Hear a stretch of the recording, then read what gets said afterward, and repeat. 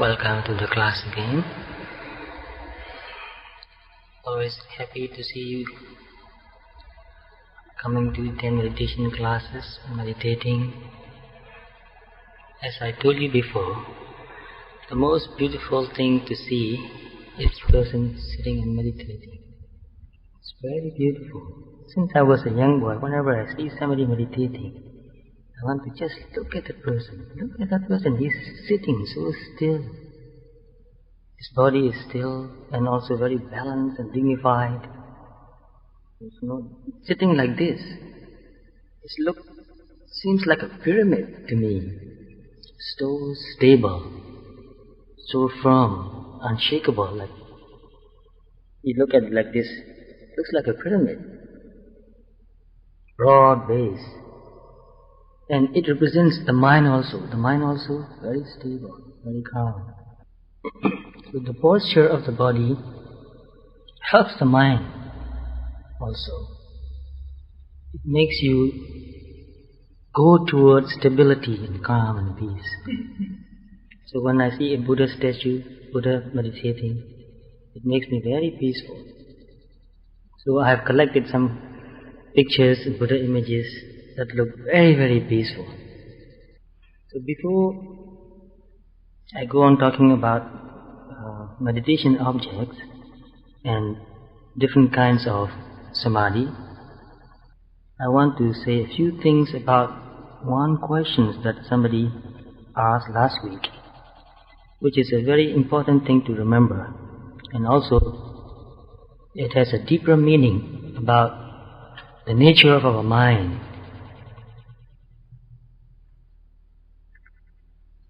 So I tried to find out in some books about meditation that experienced meditators have made records.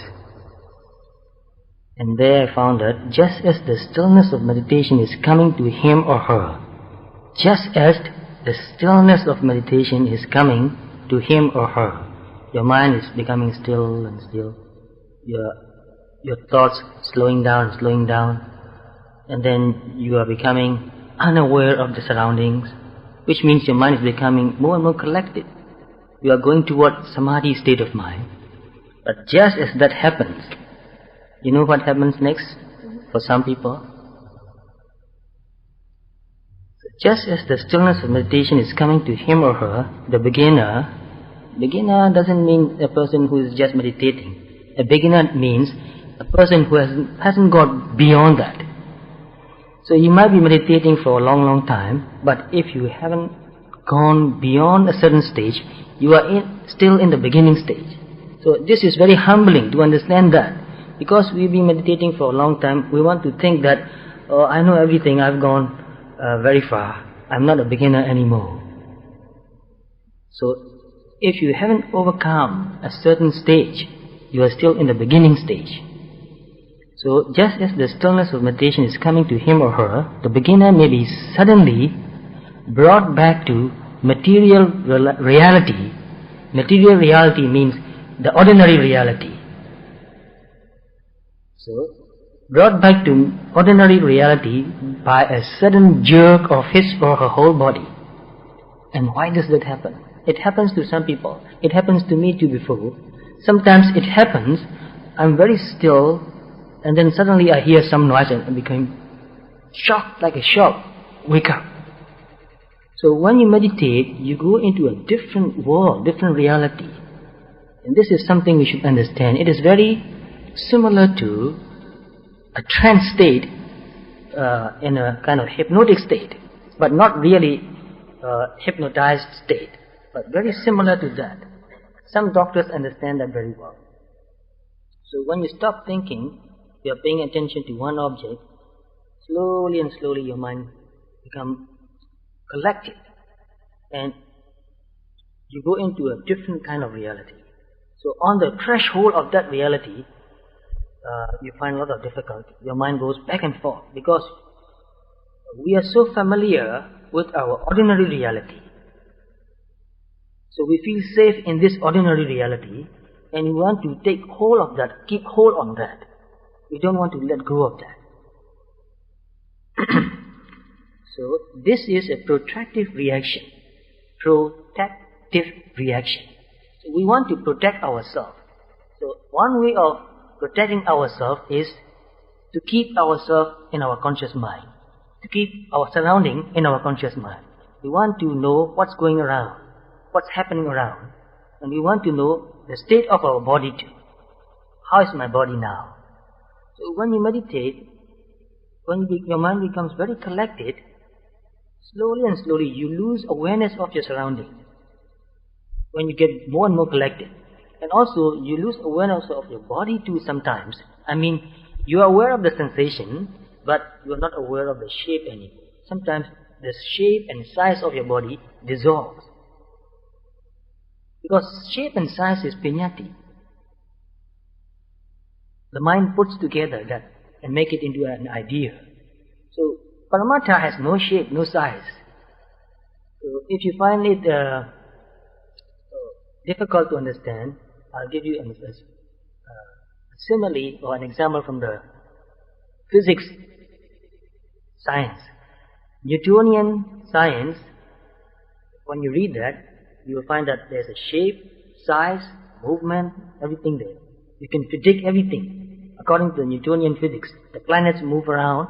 You can predict any time, from 10 years from now, a certain planet will be in a certain place. You can tell that. It has shape and size and movement regularly.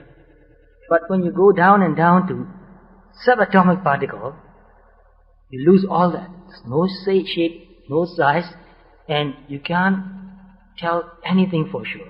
You can only say that there's a certain percentage of probability for certain thing to happen. Only probability, nothing is sure anymore. So in meditation also, it happens like that. So in our ordinary state of awareness, we are aware of the surrounding, we are aware of shape and size, beings, people, east, west, north, south, time, day, year. So when we meditate, we forget about what year it is, what month it is, what day it is, what time it is. And sometimes also we forget about where we are. We are not aware of that anymore. Because all these are just concepts. You don't know where you are sitting, you don't know whether you are facing east or west. And sometimes, very strange, you don't know who you are. And that is very scary. And it sounds like a kind of mental sickness sometimes. Some people, they forget who they are because they are mentally so sick. But in this state also, sometimes when you go beyond this ordinary reality, who you are doesn't matter anymore. Who you are is just an idea. You lose all that too. And before you go into that state, you back up again and again because you are very scared of that. I have to know who I am, and I have to know where I am, and I have to know what's happening around me, because otherwise I become so unprotected. So we try to feel secure by trying to know what's happening around, and by trying to know what's happening to our body, by trying to be conscious of our body, ourself, which is a piñati actually. So this is very important to understand, because if you don't understand, then you fear more and more. I'm afraid to meditate because this happens to me. Suddenly in a jerk I wake up and have tremendous fear. So we are afraid to go this ordinary reality, to go beyond this ordinary reality. Although we want to experience something deeper, something beyond, although we are meditating just for that, the moment we cross that threshold, some people, they are afraid. They feel very insecure. So we feel secure by taking in control of our body and our surroundings. So one way of being in control is to know what's going on. So we want to know what's going on around.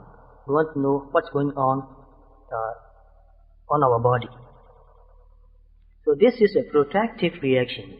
When we have been tense for a long time, we become accustomed to holding on to ourselves. So this happens more to people who feel anxiety, insecure. Especially, for example, imagine that you are in a deep forest and there might be tigers, snakes and other animals around. Because I live in a forest and there were tigers. Not anymore. There were tigers. Now they say, the hunters say, tigers are afraid of human beings. They run away. So when we first go into a place which is new to us, we feel very insecure. Because there's real danger, the tigers and snakes. And tigers, you can protect yourself if you are in an enclosed area. But snakes, very difficult. They are so small, they can squeeze in and come into your hole, into your hut. Because the huts are built in bamboos, not really sealed. Insects, animals, crawling insects, many things coming in. So when you sit and you hear some noise like shh, suddenly you wake up. And you are really afraid of that. Your body really reacts to that. What is that? You feel very insecure. And when you find out that, oh, it's just a lizard, okay, go back and meditate. But still, your mind is not totally in your meditation. You are still keeping alert. So if you keep yourself alert and trying to find out what's going on in your surrounding, it's very hard for you to develop deep samadhi. You are still aware, you are still mindful to a certain extent only. But you cannot go beyond that. So to go beyond that, you need to develop some kind of trust and security. So that is also very important. So if you feel fear when you meditate, it is very good to meditate with another person whom you trust, your teacher or a family member or a good friend.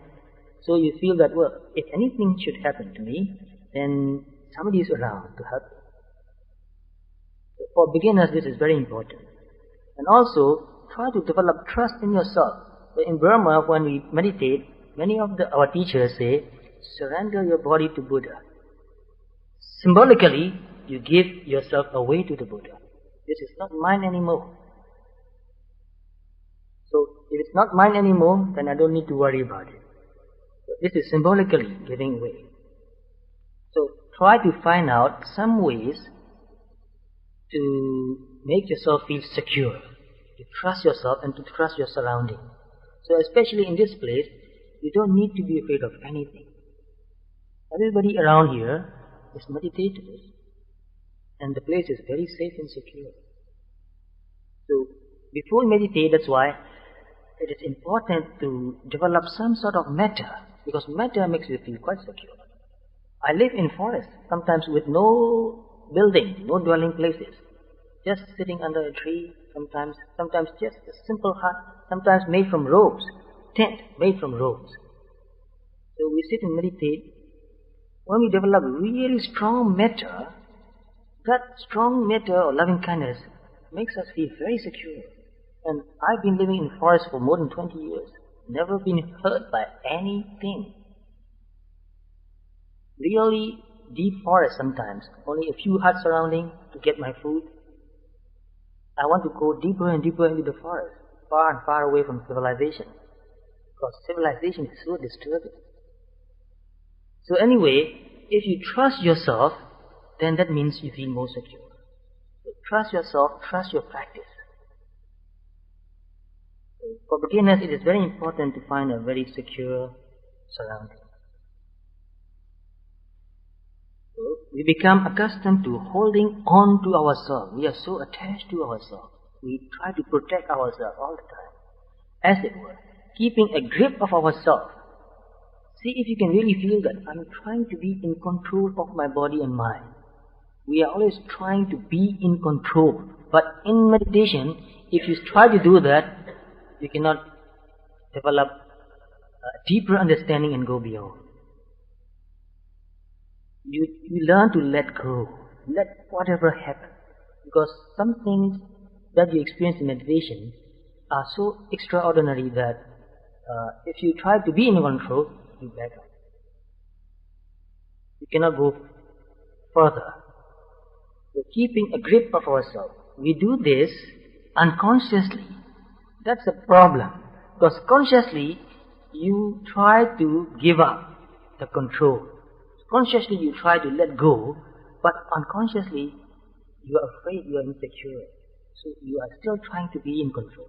Because this fear or this anxiety has been ingrained in us, no matter we don't know how long. might be millions of years. It's ingrained in our DNA, I think. So this is not an easy thing. So unconsciously, to guard against the threat of psychological disintegration. Think about that, psychological disintegration. What does that mean? Because integration means we have the idea of who we are. Disintegration means it's anatta. No self, no control. So are you willing to go into that state? There's no self, there's no control. There's just physical and mental process going on. The moment you try to control it, you are out of it. You are out of your meditation. So meditation is a kind of surrender. So we always want to be in control of ourselves. I know who I am and I know what I am doing. And with that attitude, you cannot cross the threshold. There's no I anymore, there's no I meditating anymore. And you are not in control of your meditation even.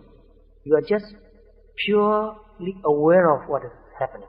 Just pure awareness without control. Just like you are looking on the road. You go outside and sitting and looking at the road. Cars going. You are not in control of any car. They're just coming and going. You can just sit and watch. I know what's going on, but I have no control. So you need to develop that sort of mental state. No control. That's why I try to tell people, don't resist, don't control. Just let go. Just be a kind of uninvolved observer. So psychological disintegration, which anxiety brings with it. So the moment we see we lose in control, the moment we don't feel like I am anymore, we have certain kind of fear developing. But this doesn't happen to everybody. For some people it happens, it really happens. So then we let go into the meditative process. So whenever that happens, try to calm down again and just tell yourself that there's no danger, no fear. Trust yourself, trust your practice. Go on. We are no longer holding on to ourselves. When you are meditating, we are not holding on to ourselves or keeping a grip of ourselves. So see if you are doing that, trying to be in control, trying to do something. Our mind suddenly feels that we are in danger, and the sudden jerk of the body is a protective reaction to put us on guard again. So the moment we cross over to another reality, we wake up in a jerk. We want to be in control again. So this is a kind of protective reaction of the body and mind. This sudden jerk of the body is not very common, but it may be quite frightening. So some people express that. If you have not experienced that, then you might think that, oh, that person, why is that? I don't experience that. I have no fear. But that person said that he or she has fear when she meditates or when you meditate. So just tell yourself, just encourage yourself, it will go away. As you develop deeper peacefulness and deeper wisdom, it will go away. So this can happen a few times, going back and forth for a few times. Sometimes the beginner may be disturbed by a sudden feeling of acute panic. So the first thing is that your body wakes up in a jerk. Your body reacts. But in another case, the body is still very quiet. The body doesn't shake. The body is in a still position, but the mind reacts. So sometimes the beginner may be disturbed by a sudden feeling of acute panic just when the stillness of mind comes to him. Meditation is abruptly brought to a halt. It comes to a stop. You wake up. This is another variety of the unconscious protective reaction.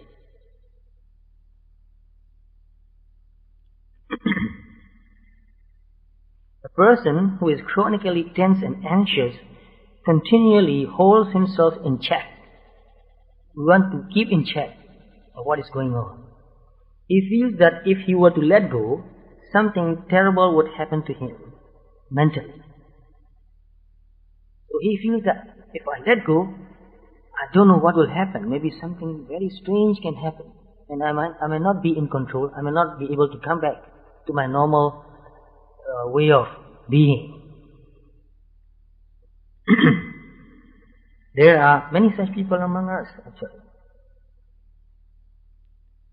So that's why, to develop self-confidence and courage, we need to practice, keep 5 precepts that makes you feel very courageous.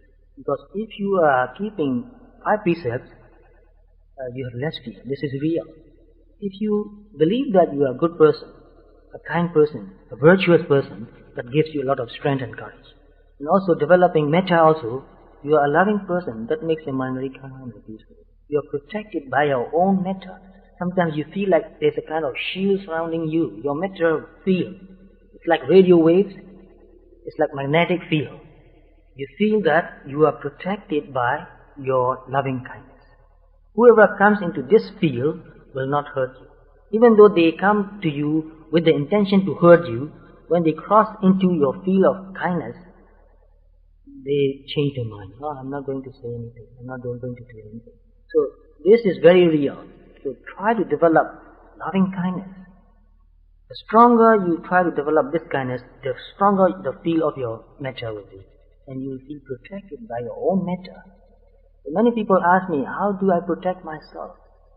You protect yourself by developing metta and also by developing mindfulness.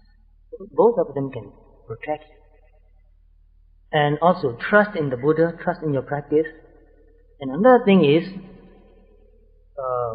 before you go into deep samadhi, meditation, sit down and reflect on your good qualities, develop metta, and reflect on the qualities of the Buddha, and then you tell yourself that I'll go deep into my practice, but if any danger comes, I will wake up. If any real danger comes. So you can determine that, and if you do that for a few times, you'll find out that if something happens, you are already awake. So this is very real, because in some places where we live, we have to do that.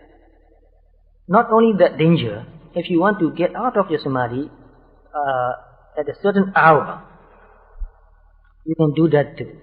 You sit and meditate, and before you meditate, you say that I'm going to sit for 2 hours. After that, I'll wake up. And you go deep into samadhi and meditate. And then when the time comes, you're already awake, and you look at the clock, just the right time, just about 1 or 2 minutes, plus or minus. And when you go into real sleep also, and meditators can do that. So you have meditated and you want to sleep. You really want to go to sleep. Normal, natural sleep. So you tell yourself, now I'm going to sleep. But after 4 hours or 5 hours of sleep, I will get up. Like say for example, 12 o'clock in the midnight, and you say, I'll get up at 4:30 in the morning. And then with that determination in your mind, keeping that determination in your mind, slowly you let go, fall into sleep. And when it's 4:30, you wake up. So maybe you have heard or read about these things in the books. This is real, you can do that. So the same thing you can do. If any danger, real danger comes, I will be awake. And I will know what to do. So in some cases, when people meditate for a long time, sometimes they can meditate the whole day without getting up even. They have to do that. In the meditation instruction books, they say that you have to do that. You have to do this determination. Because there can be real danger. What happens if a fire breaks out? Forest fire in the forest is quite common. So you determine that if there were any danger, I will be awake. I'll wake up. So this is a very good question somebody asked last week. So please ask me questions like that and give me time to prepare so that I'll give you a very clear answer. So this week I would like to talk a little bit more about Peññāti and Paramatha again, and then I would like to talk about 3 different kinds of samadhi. So Paramatha is something you experience directly without thinking about it. Paramatha is the inherent quality of mental and physical process. In fact, Paramatha is the qualities. and you cannot know anything beyond qualities. So these scientists are trying to find out what is the ultimate reality, and until now they haven't found that, because the deeper they go, the more it becomes elusive. Matter has no shape, no size. You know, the smallest particle of matter, something like photon, light is photon actually. It is just a packet of energy. It has no mass. Can you imagine something with no mass, just pure energy? It's light. So what's beyond that? Nobody can tell. So the only thing we can know is the quality, nothing more than that. So in meditation also, direct experience is the quality. For example, when you touch something, what do you feel? You feel it's warm. That's the quality. You feel it's soft. That's also the quality. You feel some sort of vibration, movement. That's also quality. But you cannot touch leg. Leg is something you put together in your mind. You cannot tell the quality of your leg. You cannot really touch your leg actually. So try to understand this. And in the beginning it's very hard to understand. What? I cannot touch my leg? Here it is. But how do you know that this is a leg? Because you put together many ideas. If you touch like this, something, you close your eyes and you touch something. And can you tell what it is? Just touch a small area. Can you tell what the shape is? For example, you touch like this. Can you tell the shape? You cannot. You can only tell the shape where you get in contact. It's a flat surface. But you cannot tell the shape of the bowl. How do you tell the shape of the bowl? Because you look at it and you put the idea together. Or you can touch like this. And you can say that, oh, I know the shape. It's a round bowl. It's hollow inside. It's about 1 centimeter thick. How do you tell that? You put so many datas together. You are putting many datas together. But if you take only one data, you cannot tell anything except the quality. It is hard and it is cold. That's all. Nothing more than that. So in meditation, we come down to this simplest, pure sensation. Nothing added. That's what I tried to talk about last Thursday. But I don't expect that people can understand it right away. Pure, nothing added, direct experience. That's what we're trying to get. Because this is really what is happening all the time, but the moment we experience something, we try to put together many ideas to form an idea about it. From the past memories, and from the eyes, and from other informations too. So try to understand this idea. What is Paramatha? Because this is the object of our meditation, Vipassana meditation. Unless you know what it is, unless you can keep your mind on Paramatha, you cannot really develop deep insight. You can develop deep Samadhi though. You can develop Samadhi by concentrating on any object. Sound or shape or color or even a word or idea, even nothingness. Once I try to meditate on nothingness. Try to develop some Samadhi by practicing Anapana, and then try to develop some Samadhi by staring at a disc, round, light brown, earth color disc, staring at it and keeping my mind into it. And even when I close my mind, it's in my mind. So I try to get inside that image. And then later I try to develop, got a piece of plywood, and cut a circle inside and put that on the window, so that I cannot see anything outside, trees or houses. And look at the hole and see that this is a hole. A hole means there's nothing there. So just staying in the hole and thinking that nothing is there, nothing is there, nothing is there. And it's very strange. Your mind can get absorbed in this nothingness and become very peaceful. Very peaceful. So even now I like to do that, but I don't want to do that anymore, because you cannot develop deep insight. You can get absorbed and you can become very peaceful. You know why it is peaceful? Because where there's nothing to disturb your mind. You cannot think about nothingness. It's the end of everything. It's very similar to Nibbana too, in a way. You're just looking at nothingness and then trying to keep that nothingness idea in your mind. Sometimes you close your eyes and you can still see bright whole. And you are thinking nothing, there's nothing. How to talk about, but it feels really peaceful. So what I mean is that you can develop Samadhi by concentrating on any object. You can just sit and recite Coca-Cola, Coca-Cola, Coca-Cola, Coca-Cola the whole day. Your mind can get absorbed. Any word, any sound, any shape, any image, any idea. Once you can get absorbed into it, you develop Samadhi. So that's the meaning of Samadhi, to get absorbed into some concept, some non-changing sensation or idea even. Non-changing.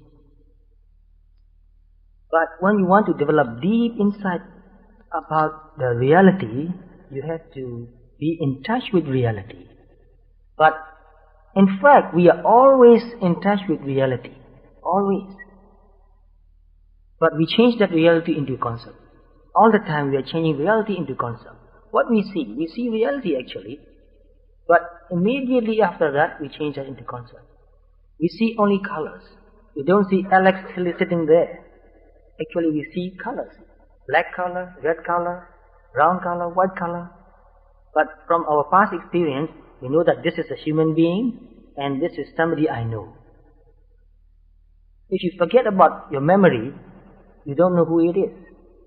So if you see something you have never seen before, what idea do you form? For example, here people bring many different kinds of fruits and cakes and breads. Sometimes I don't know what is this. I have to ask people, what is this? I want to know what I'm eating. You see, I feel insecure if I don't know what I'm eating. So, when we don't know something, we feel insecure. We want to know, what is this? How do you make this? Is there something that is unagreeable for me? I want to know. So, if people bring something and they put that down, fruit or cake or any kind of pastry, very beautiful shaped pastries here, something that looks like a prawn. And I was looking at this, what is this? Sometimes they bring swine meat. They say swine meat. But if they don't tell me, I won't know. And before I eat that, can I guess the taste? No way. I can sit there and think about what will it taste like and spend the whole day. We'll never find out. And can I ask another person to tell me how it tastes like? Tell me how it tastes like. And this person will be sitting and telling me the whole day how it tastes like, and I'll be sitting and listening till we don't know. The only way to find out is put that into your mouth. Chew that. Then you know what it is. So we are always in contact with reality, but immediately we change that into concept. So when I see the fruit, some very strange fruit I've never eaten before, like kiwi. The first time I ate kiwi here in Australia. I don't know what it is, but I can see the color. And when I put all the different color together, I get a shape. So you know, in painting there's a method called Pointillism.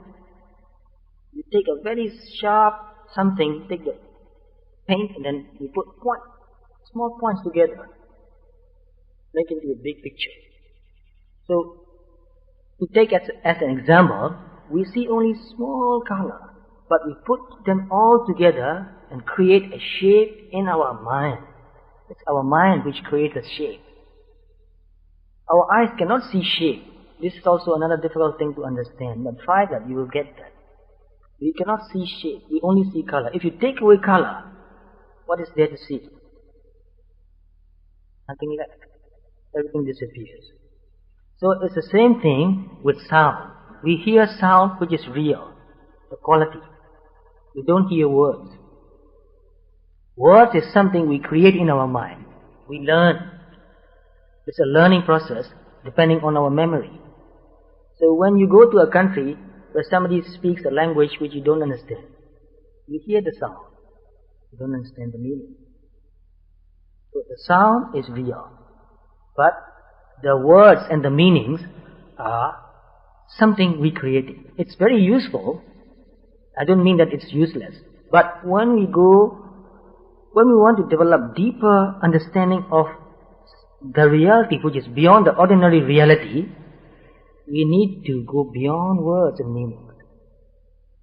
So when a meditator is meditating, when he's really mindful and really sharp on the point, on the moment, somebody speaking near, this person can hear the sound but will not understand the meaning. So this is one of the tests. In some monasteries in Burma, they do that. When somebody develops some sort of samadhi, the teacher will say, now you go and sit near somebody, a group of people talking, sit there and meditate. Deliberately, the teacher put the student in a noisy place, like kitchen here. You go and sit in the kitchen and listen to people talking.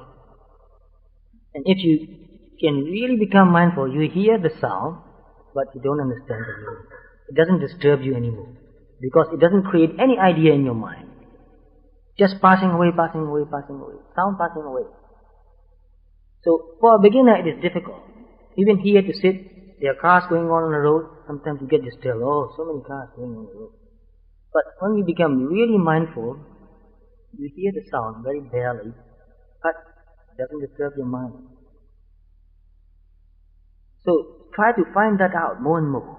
What is paramatha and what is vinyati? And you cannot see movement even. This is nothing very strange to understand, because we always think that we see movement. Movement is the domain of your bodily sensation, not the domain of your eye. So how do we think that we see movement? Something appears and disappears, and another thing appears and disappears. Like say, you have a computer screen, and you have a programming which will flash very small dot, and it will disappear, and another flash very close to the same dot, not on the same space, but very close, nearby, flash, disappear, another dot, flash, disappear. It happens very quickly. What will you see? You will see a dot moving. But actually it's not a dot moving. So try to understand that. There's no such thing as movement actually. You cannot see a movement. Something appears and disappears, another thing appears in a different place and disappears, another thing appears in a different place and disappears. So take another example. Light a candle. Can you move the flame from this place to that place? Think of the flame only, don't think of the candle. Just try to get your mind on the flame. A flame is something burning and disappearing all the time. So you cannot move the flame of a candle from this place to that place. When you brought it here already, that flame has disappeared a long time ago. But something gives the continuity, keeps burning. So try to get closer and closer to this idea of impermanence. That's why Buddha said, Necham Nawawa Sankhara. All the conditions, phenomenon are always new, there's nothing old there.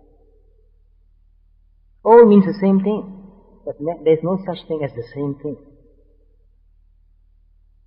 So you might have read in some philosophy books, I don't remember who said that, one person said that you cannot get into the same river twice. But I would like to say that you cannot get into the river even once. Where is the river? What do you mean by river? What do you mean by you? When you take the big picture of a river, then you get the idea of river. When you think of the person as something enduring, then you can say this person goes into that river and comes back again, and he cannot go back into the river the same river again because the water is moving. But even the idea of river is something you put together in your mind. The idea of a person is also something you put together, and instantly it is always changing all the time. And take another example, so that you will have many examples and get the meaning very, very clear. Take a big bag, canvas bag, fill that with sand, very fine grained sand. and then tie it with a rope and hang it on a long rope. You make a small hole at the bottom. What will happen? The sand will fall down, drip. What will you see? You'll see a line. Is that line real? Is that line really there? No. It seems like a line. And then you pull the bag and then push it again. What will you see? You'll see a line moving. Is that moving line real? No. There's no moving line. There's just fine grains of sand falling in different places, giving you an illusion of a line. And it will be moving back and forth. You can see that, oh, this line is moving back and forth. But there's no line. There's only fine grain of sand falling in different places. So if you forget about the sandbag and just look at the line, you get a better idea. There's no line actually. So it's the same thing with our body too. It's always arising and passing away. So the shape is not the domain of your eye. It's something the mind puts together. So the smell also, you can get the smell and we say that, oh, this is rose. But the smell is not rose. Rose is something, an idea that you create in your mind. The smell is real. The name is what you have learned.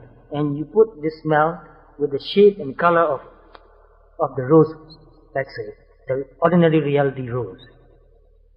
So you see, you learn the name and you put the smell and the shape and the name together. If you don't put things together, how do you understand?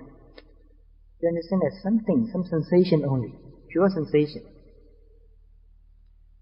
So sometimes my teacher asks me, is sugar sweet? He asked me again and again when I was studying meditation. I said, what a question to ask me whether sugar is sweet. I said, yes, sugar is sweet. And he said, really? I thought, what does he mean by that question? I can't understand the question. Why is he asking me? Is sugar sweet? And he said, is the name sugar real? Or is that a concept? I said, the name is just a name, it's a concept. Then he said, so the name is not sweet. I said, yeah, you're right, the name is not sweet. Then he said, what is sweet then? How can you say that? What is sweet? It's not sugar anymore. You can only say that sweet is sweet. And even this name sweet is a name only. And what is that? Some sensation on your tongue, which you call sweet, and you put that idea together with another thing, or this is sweet. So if you show sugar to somebody, and don't tell the name or the taste, and ask the person, what is this? And what is the taste of this? They'll never be able to tell you. So we create our own reality. And this is necessary and important to function in our ordinary way of being. But this becomes a hindrance in understanding extraordinary reality. This reality is also reality. I'm not invalidating this ordinary reality, because Buddha talked about different levels of reality. This Samudhi Satya, truth, agreed upon truth or conventional truth, is a truth actually. It's not a lie. It's a truth.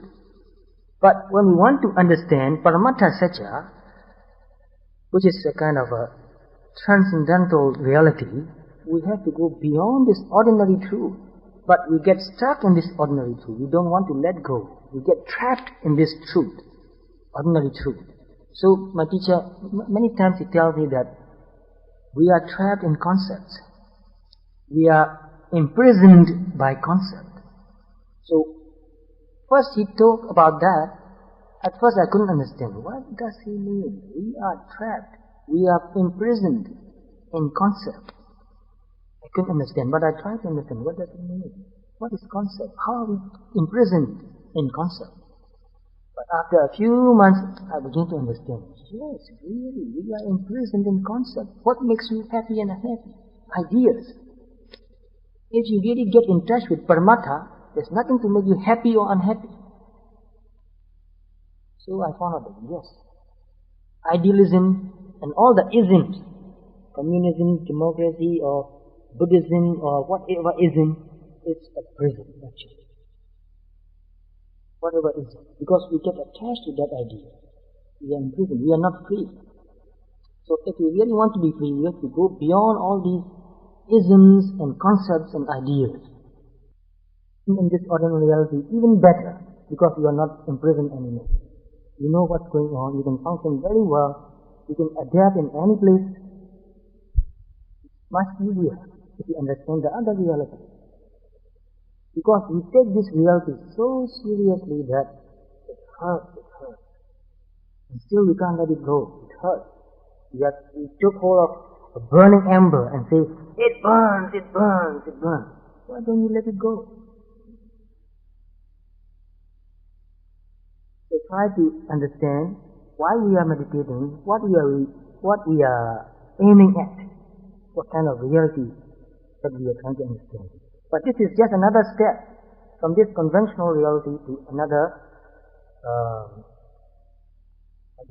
real reality. Because I don't want to use the word ultimate, because I discussed about this word ultimate with Venerable Jnana Visuddhi, and we got so confused that we had to drop this word ultimate. What do we mean by ultimate? Very difficult to talk about. But anyway, a deeper reality, which is not created by our mind. But even in that case, we have to understand this reality and go even beyond that. There's another reality there, which is beyond mental and physical process. So from this conventional reality, we go to Paramatha reality, where there's just process, there's just phenomena, nothing lasting, no being. And from that, we go to another reality where there's no phenomenon anymore, which is also another reality, very difficult to understand and very difficult to talk about. But that will come later, and I will try my best to talk about. And I hope that I don't make you more confused, because there are things that are beyond words. We try our best to talk about it. So after talking about this Paramatha, and we will talk about it more and more later, let's talk about three different kinds of Samadhi. So, the first Samadhi that I want to talk about is jhana. You've heard the word jhana? It is to get absorbed into some idea. Like metta. You develop metta, you think about loving thoughts. May I be happy, may I be happy, may I be happy, may I be peaceful. And after a while you really feel that, I really want to be happy. But it is very strange. People are very strange. Do you really want to be happy? You should ask these simple questions again and again. Do you really want to be happy? What do you mean by happy? And do you know how to be happy? How to get this happiness that you want? And whatever we do every day, we are doing that because we think that that will make us happy. And we've been doing that for so long. Have you found that happiness? So, anyway, we can develop that happiness.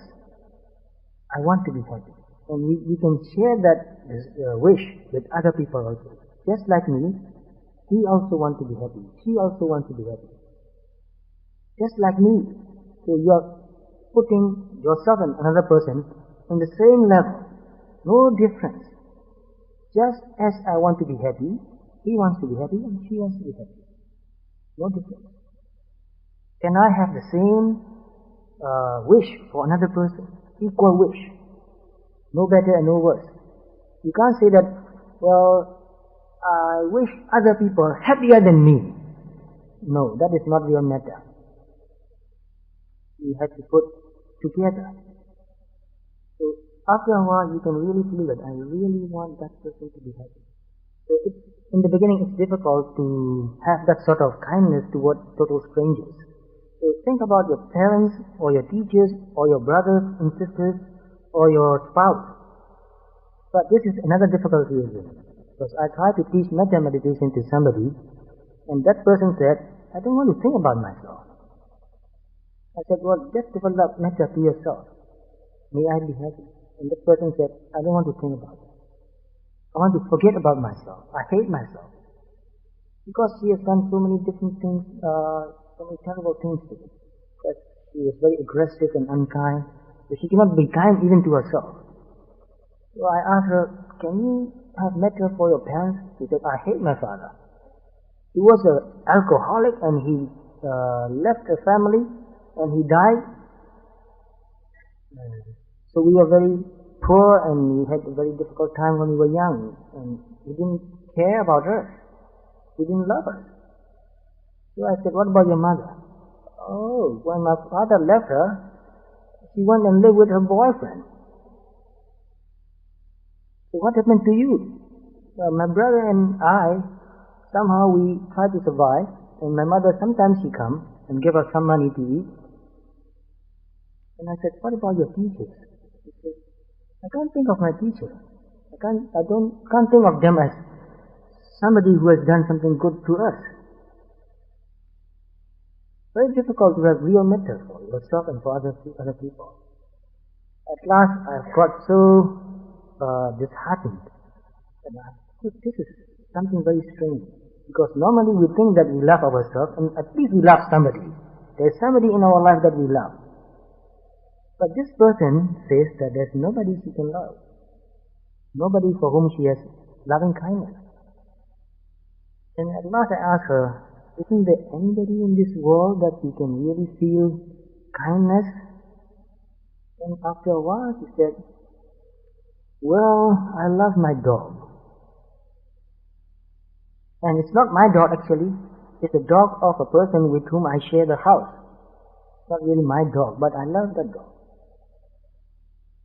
And I find out slowly and slowly that there are some people for whom it is very difficult to develop metta.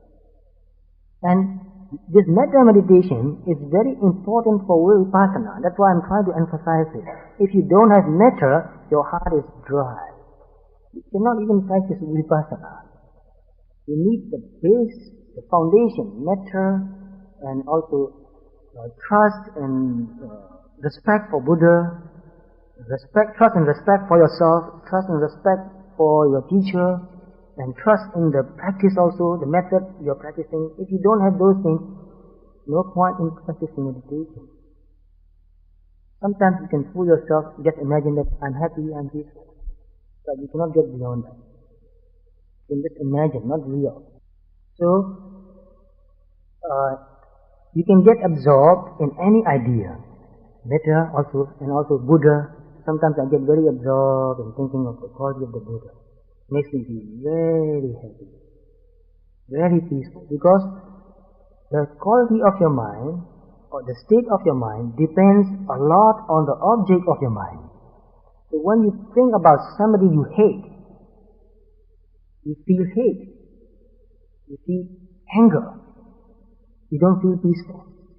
But when you think about somebody who is very loving and kind and peaceful, somebody like a Buddha, just imagine somebody like that. So as you, I don't have any direct contact and relationship with the Buddha, but I had personal relationship with my teacher, my meditation teacher.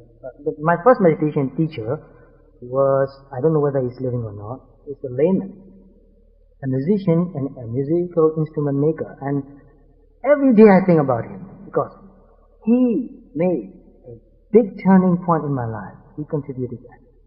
He was so calm and peaceful all the time. It's amazing. To see a monk calm and peaceful is not something extraordinary to say. But for a layman to be so calm, peaceful, so kind, I never saw him get upset. I never saw him becoming very arrogant, putting down another person, getting angry. saying bad things about people. So he kept 5 precepts very well without effort. He never talked about them. And he's kind to everybody, but he never talked about metta. That is something very extraordinary. He doesn't say that I'm a loving person. He doesn't think like that. He's very kind and loving, and people love him very much. But he was not biased to anybody. Very strange person, very developed, highly spiritually developed person. He doesn't get attached to anybody, any man or any woman, young or old. But he treats everybody equally. And he was not married. He was looking after his mother, an old mother. He said, as long as my mother lives, I will look after her, but after that I'll become a monk. But not before. He loves his mother very much. And he's the only son, and his father is dead also. So he's really looking after his mother, very loving, with real metta, not just as a duty. He really loves his mother. And his mother also loved her son very much. So, to see somebody like that also makes you understand something very deeply. It's beyond words even. Not about Nibbana, you see. To talk about loving kindness is also very difficult. Because for me, I had very bad relationship with my parents. Many times I really hate my parents for not doing enough for me. But this person, he loved his mother with all his heart. And this mother also loved his son with all her heart. They are really devoted. But not too attached. This is very strange. Not too attached. So whenever I think of him, it makes me very peaceful. This person is extraordinary. And also, another teacher, who is Sayadaw, an old Sayadaw, he died when he was 90 years old. He was also very mellow and kind and sweet. He never treated anybody with disrespect. I never saw him do that. I never saw him getting upset. I never saw him worried about anything. Sometimes I got worried when I went to America with him. Before we went, the time was getting very close because we had already got our plane ticket and flight schedule. But we didn't have our passport yet. So I said, Sayadaw, in a week we have to leave. But we don't have our passport yet. He said, don't worry. Very simple, don't worry. How can he say that? How can he just stay like that and not worry about something like that? It was very hard for me to understand in the beginning. So people just love him. He couldn't speak a word in English. But many Westerners just look at him and they feel very amazed. Look at this person, so gentle, so mellow. Even in his voice, you won't hear any tension in his voice. Very soft and sweet voice. Very calm, but with a lot of energy and strength. Not weakness. This gentleness and softness together with strength, confidence. So you cannot learn something like that from a book. You have to be with that person. And you can see that he is like this. And I can be like him. That gives you a lot of courage, hope.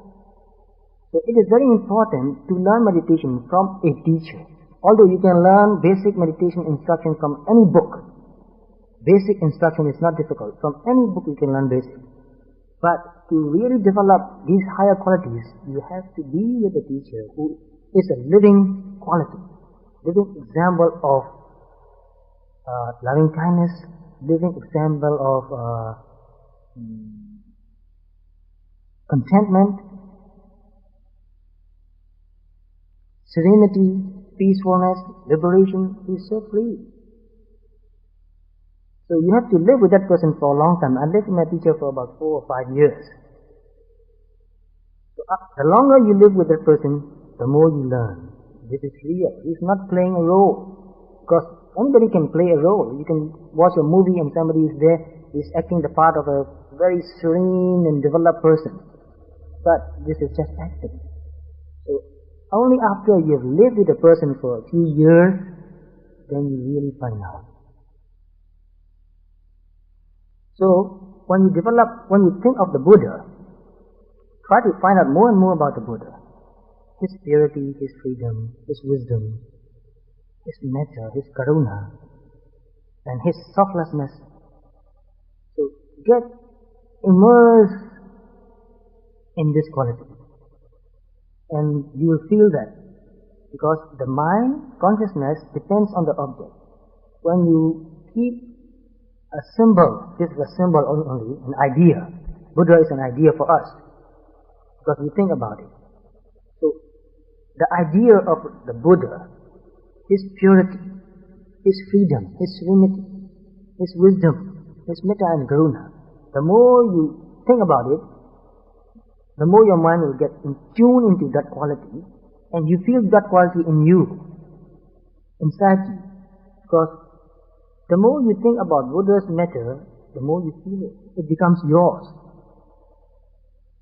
And you aspire to that sort of thing. I want to be like that. So you set a goal like that. This is my goal. This is my ideal. Although I will not be able to reach that higher ideal like a Buddha, at least I can get closer. At least I can get to a certain stage. So anybody who becomes enlightened, a disciple of the Buddha even, is called a new Buddha. Anu here means follower.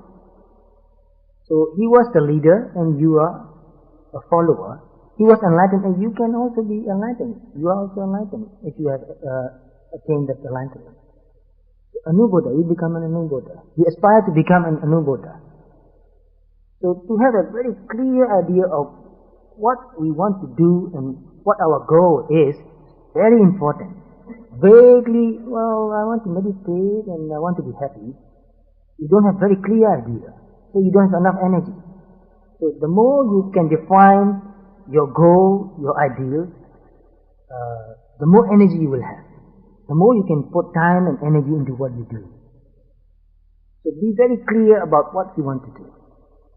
So I'm giving you just general idea so that you can develop this idea more and more.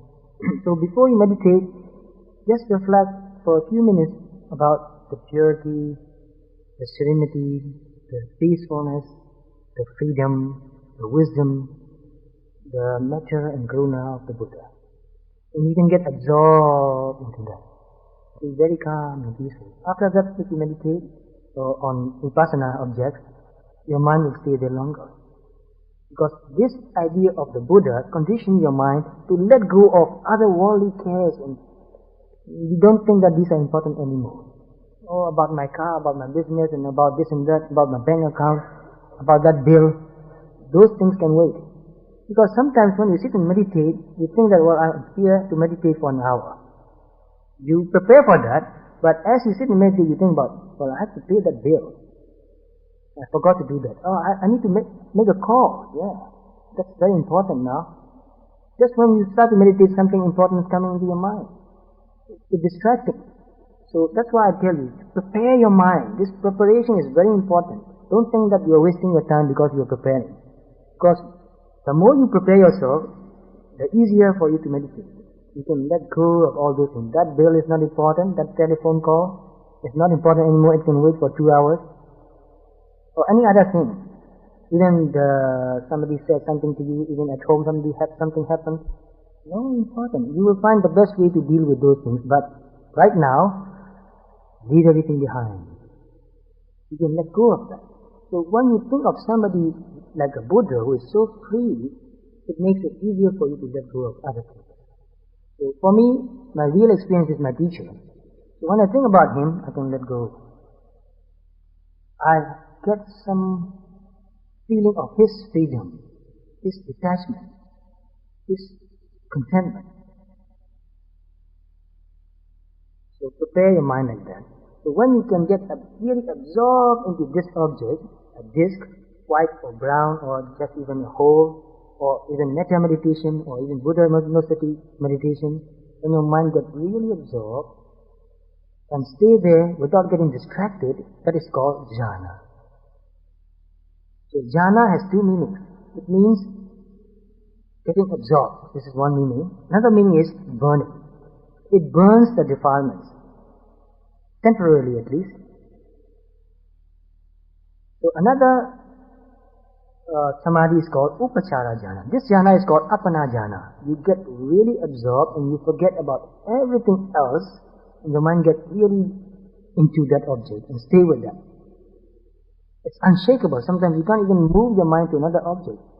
It goes back into the same object and stays there. Very, very strong absorption. But that is quite difficult to develop. But you can develop Upachara Jhana quite easily, which means access concentration we call, which means closer. You are not inside, but you are very close.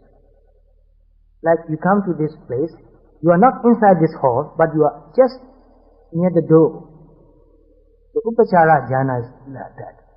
So they call that as access concentration. It means very close to absorption, which means your mind can stay with that object for a few minutes and you get distracted for a while and you come back again.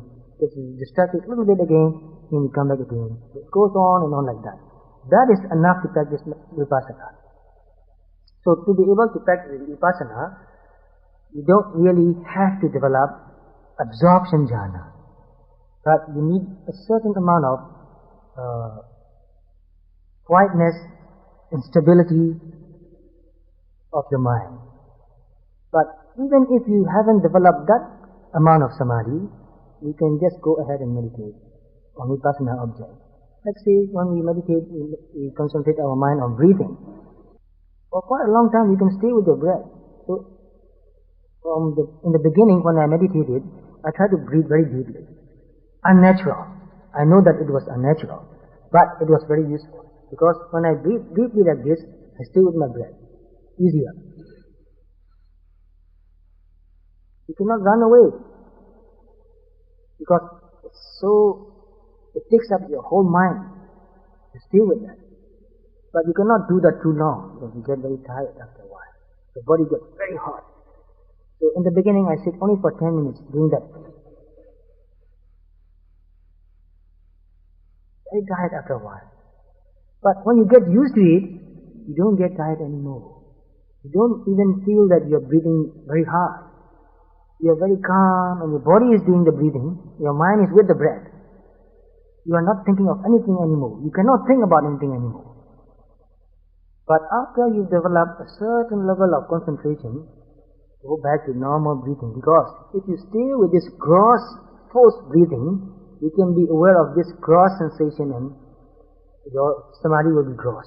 Because the samadhi depends on the object. When the object is very gross, the samadhi is also very gross. Very coarse. So when you breathe normally, your breath becomes very soft, slow. If you can stay with that soft and slow breath, your concentration becomes stronger and stronger.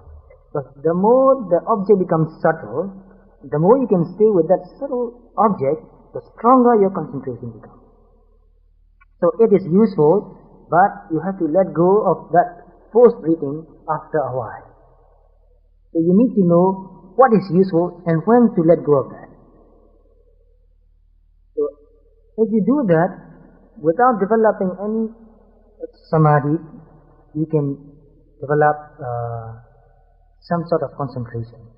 And after a while you feel this air moving in and out. You can really feel it. You can feel it as just pure sensation. In the beginning you think that I am breathing, the air is coming in, the air is going out, and I feel that near my nose. After a while, you forget about I am breathing. There's no I and there's no breathing anymore. There's no air coming in, there's no air going out. There's no nose anymore. There is sensation and awareness. And that becomes pure sensation and pure awareness. You are not thinking about sensation anymore. You are directly in touch with this sensation. And it is just sensation. Not even air anymore. Air is an idea. Nose is an idea. Coming in is an idea. Going out is another idea. And I am meditating is also another idea. So all that goes away and your mind is directly in touch with one sensation and there's one awareness. It is pure awareness, nothing added. No concept added.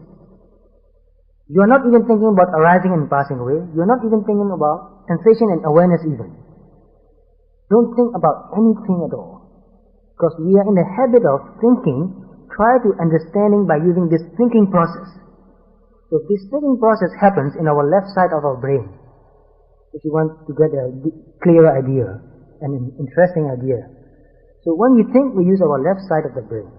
But meditation is something intuitive. So when we meditate, we use our right side of our brain. So if you understand how these two sides of the brain work, you will understand what you are doing when you are meditating. So be very clear about this. When we are really meditating, we are not trying to understand anything intellectually. No intellectual process. So thinking is an intellectual process. So we have to go beyond that. If we still try to use or take the help of this intellectual thinking, we will be stuck still in this ordinary reality. Because thinking is ordinary. If we really want to experience extraordinary reality, we have to let go of thinking. So before you meditate, read any book, try to find out what Samadhi means, what Nama means, what Rupa means, what Anicca means, what Dukkha means, what Anatta means. But when you really meditate, let go of all that. Just be directly in touch with whatever is. Be very, very simple. You have to be as simple as possible. So just be in touch with the sensation. Don't try to think whether it's rising or passing away, whether it's dukkha or anatta, whether it's nama or rupa even. And without thinking, if you can stay like that for a long time, it will appear spontaneously, intuitively, what it is. And what it is something you cannot talk about. You cannot really talk about anicca actually. You cannot think about anicca actually.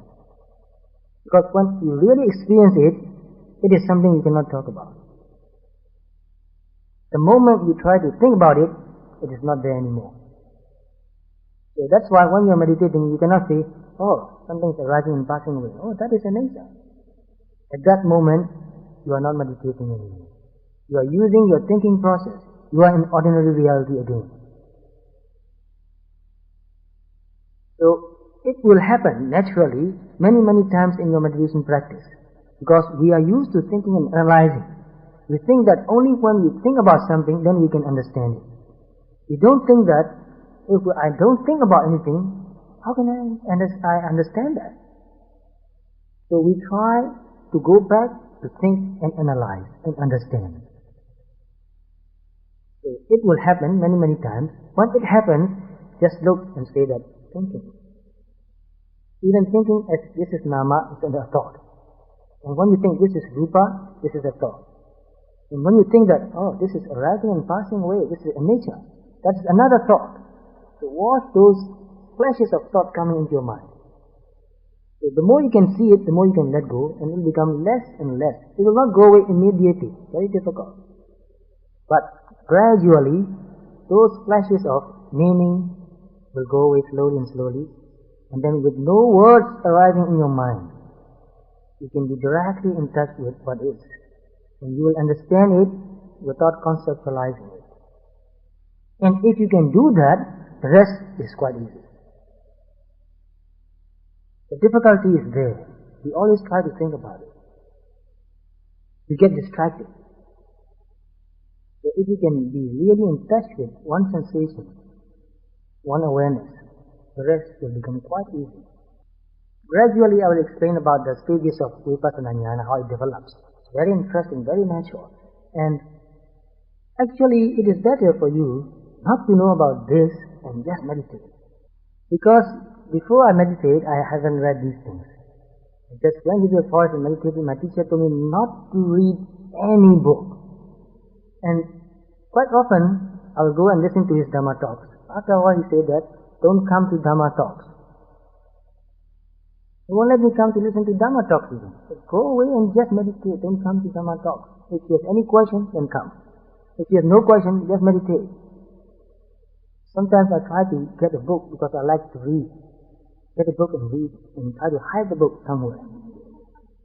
And then someday he will ask me, are you reading? Oh, not much. Not much. Because I was really scared that he asked me. He said, don't read. You have read enough, and you will have more time to read later. Give up reading, just meditate. Be in touch with your body and mind. So after I meditated for 3 years, then I started reading Dhamma books. I found out, oh, this is really true, it's in the book. Yes, I've experienced all those things, and now I found that in the book. Then I have more confidence in the teaching. This is real. And what I did when I meditated, I did something very simple. Actually, I didn't do anything. I just tried to be in touch with what is happening right now. I found myself thinking. I tried to get in touch with my thoughts. At first, I'll be thinking for a long time. Then I remember, oh, I'm thinking. Then I thought, where did I start? I tried to trace back the thought. It was very interesting how it links one thing to another. Thoughts and ideas, they link. When I get to the starting point, I thought, oh, I started here and I ended there, and the two has nothing to do. How it developed. And then slowly, I will start thinking, and then I catch myself thinking. And it stops. But it's very hard to stay in that state. I have to get in touch with some other sensation immediately. Otherwise, I will start thinking about another thing. And slowly, I can see the words forming in my mind. Slow motion. Very interesting. Slow motion words, ideas coming in my mind. One thing after another, one word after another. And then it stops again. And then later I found out that whenever I think about a word, there is some sort of emotion coming with that too. It is beyond words. And then later I found out that before I think about something, already there is some vague idea in my mind about what I want to think. About a person, about a food, about something to do. Before I form a word in my mind, I have a very vague feeling of what it is. Something is coming up. Very subtle. And then when I become aware of that something coming up, it disappears again. And I settle down again.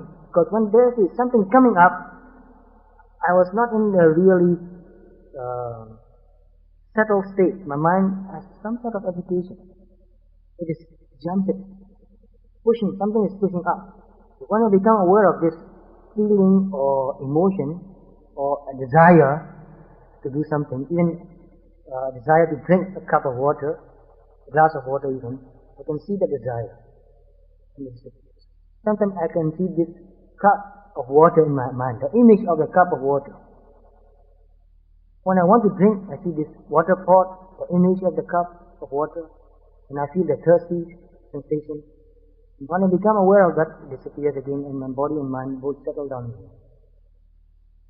So, all the time, there's something churning inside, like a pot boiling. So, the more you become aware of that, the more it cools down and settles down and settles down. And then I just stop thinking. Not doing anything actually. The awareness is just there. I was not trying to be aware of anything.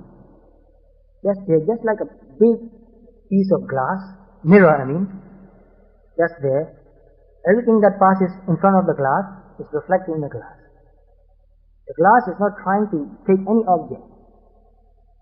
The object passes, the sensation happens, already automatically it's aware of that, it goes away. So, the awareness is just there, not doing anything. So at that stage, meditation is not something you do. Meditation is something that is happening naturally. But it will take some time to get there. So one person said that, you've been meditating for a long time, maybe you forgot how hard it is for a beginner. I think that is true. Because when I think about that again, I found out that in the beginning I wanted to run away. I felt so hopeless. I thought, this is not for me, although I really want to do that. Because I had the habit of thinking too much. I would like to read psychology, philosophy, comparative religion. That makes me think too much.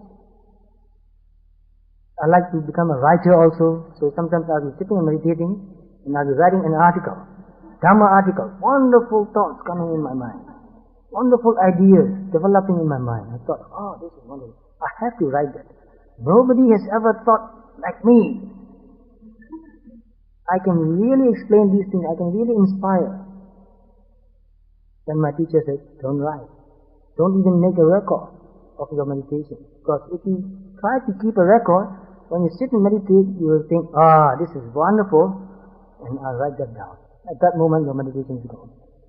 You can go beyond that. So you have to even let go of your inside. This is happening, okay, let go. Let go. So you see how much you have to let go? We get attached to our understanding, our deep understanding.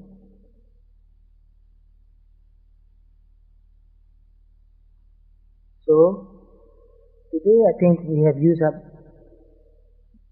time for talking. And next week I will get deeper into insight, clearer idea about how insight develops. But I'll tell you what to do so that you get the idea. But when you meditate, forget about what I said. You have to try very hard to do that. Oh, he said that. Forget about all the things I said and just be very simple. And I'm giving a very clear idea about where you are going so that you will not feel lost.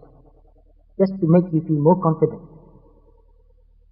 But don't rely on what I said. What I said are just words. Just words. You have to go beyond all these words. So if you have any questions, please. It's easier for me to explain when you ask a question. So when you are asking a question, you are helping me and you are also helping others. Yes? The word Khanika Samadhi is very, most people don't understand clearly what it means, because when you translate that, it means momentary concentration. And what does the word momentary mean? So it has this name, Khanika Samadhi, so that we can talk about different Samadhi.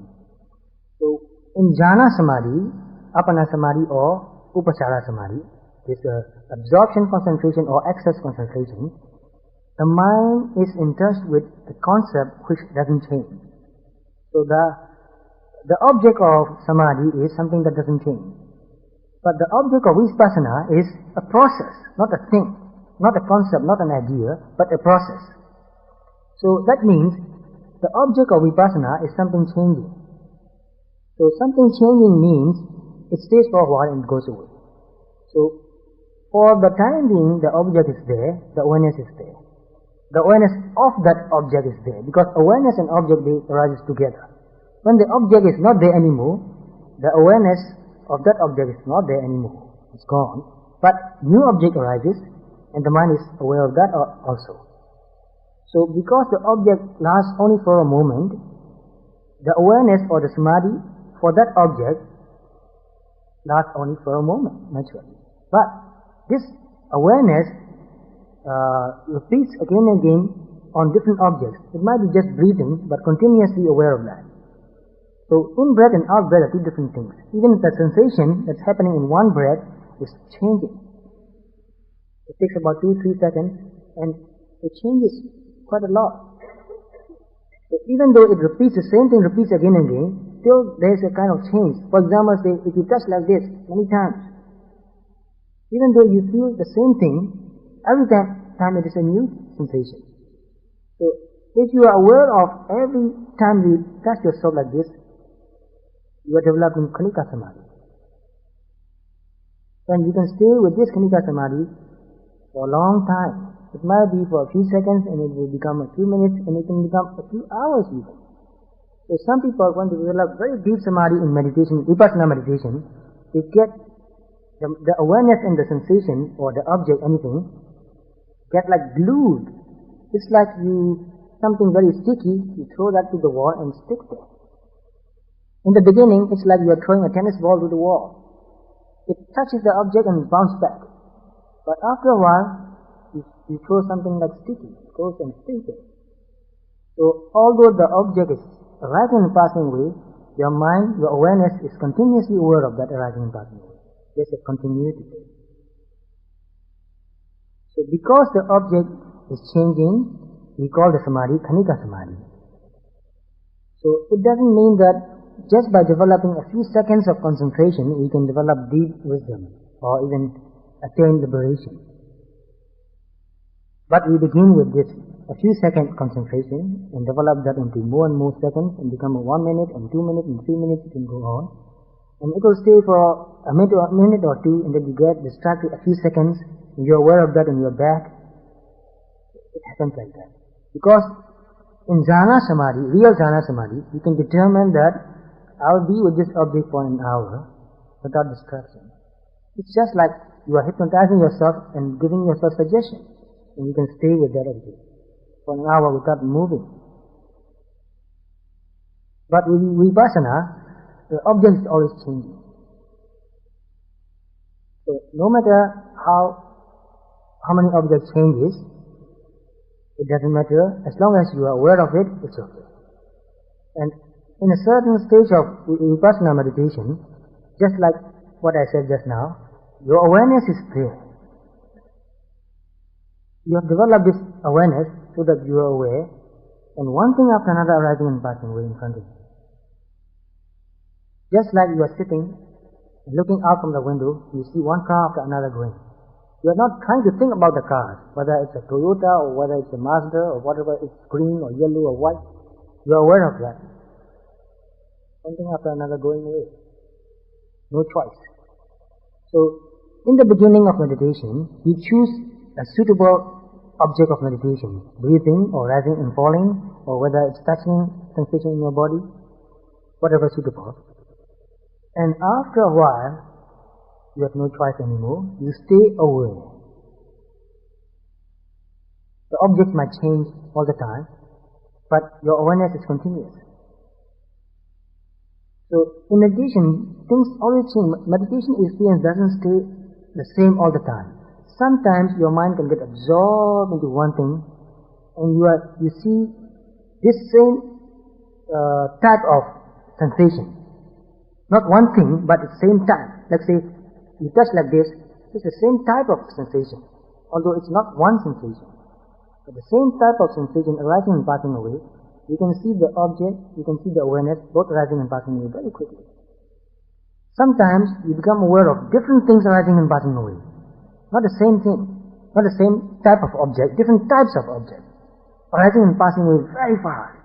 But no matter how fast they arise and pass away, you can keep up with it. Just like a juggler, juggling balls and rings, many things at the same time, your awareness becomes like that. One thing after another arising and passing away, still you are aware of everything passing away. So, don't expect that your meditation will be the same always. Sometimes your awareness becomes very broad. It has very broad scope. Sometimes it goes down and down and down and down to one thing, only one very subtle thing. But sometimes you need to understand when the scope becomes too broad and when you cannot keep up with it anymore, you lose your concentration. You get distracted. At that time you should understand that now I need to close down. But when you get close down and down to one thing, the more you become concentrated on one object, the more subtle the object becomes, and after a while, you don't seem like it seems like it's disappearing. You cannot experience that anymore. It happens sometimes. The samadhi becomes too strong, and you lose the object, the clarity of your object sometimes. So, in that kind of situation, you need to choose another thing, two things, so that you keep awake. You get absorbed in samadhi sometimes. It becomes like samatha sometimes. You don't see arising and passing away anymore. You get absorbed and stay there. So in vipassana samadhi, just to be absorbed and still and calm is not enough. You need to see the characteristic of the object. So there are two characteristics of the object in meditation. One is natural characteristics, another thing is shared characteristic. Natural characteristic means, let's say, hardness or softness. It's natural characteristic. Heat and cold, that's also natural characteristic. But hardness and softness is not the same as heat and cold. They are different. But what is common is that they both arises and passes away. That is common, shared. So this natural, inherent characteristic is called sabhava lakkhana. And this shared characteristic, which means whatever it might be, everything arises and passes away. And they are common in that regard. And this is called common characteristic, which in Pali means samanya lakkhana. Shared or common. Something common. Sabhava lakkhana. Inherent quality or inherent characteristic.